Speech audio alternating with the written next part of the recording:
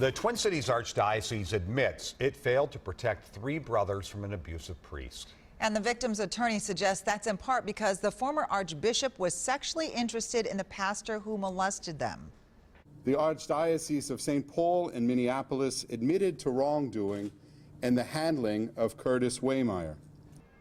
Archbishop Bernard Hebda delivered the apology in a courtroom this morning.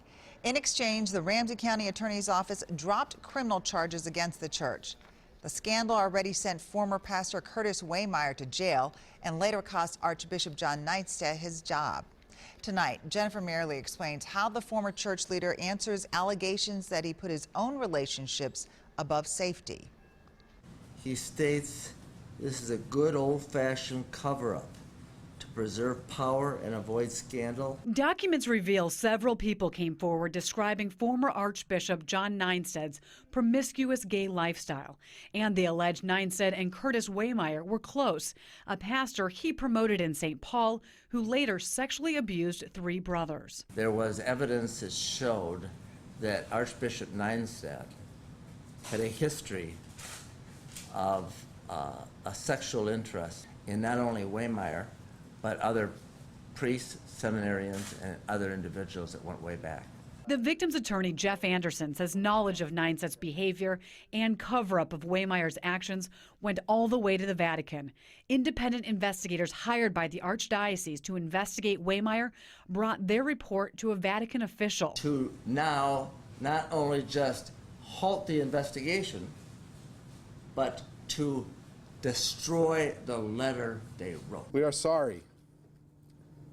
I am sorry. Archbishop Bernard Hebda says cooperation was the right avenue to make amends. We failed to give priority to the safety and well-being of the children he hurt over the interests of Curtis Waymeyer and the Archdiocese. In a statement, Neinstedt said he's sorry for the way the Archdiocese addressed allegations against Waymeyer and said he is a heterosexual man who has been celibate his entire life. And Neinstedt also said the allegations about his personal life were retribution for his fight against same-sex marriage. Now, the church didn't mention accusations against him today, but did say it will do the right thing moving forward. Now, Anderson, he calls for Neinstedt to be defrocked by Pope Francis. All right, Jennifer, thank you. Meanwhile, the Ramsey County Attorney says that the family of the boys who were abused is satisfied that justice has been done.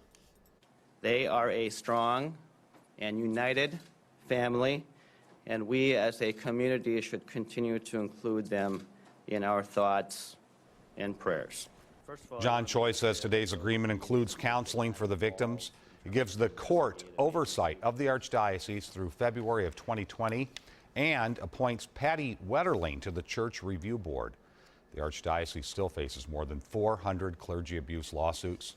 It filed for bankruptcy last year. The church's reorganization plan has set aside $65 million to compensate victims and creditors.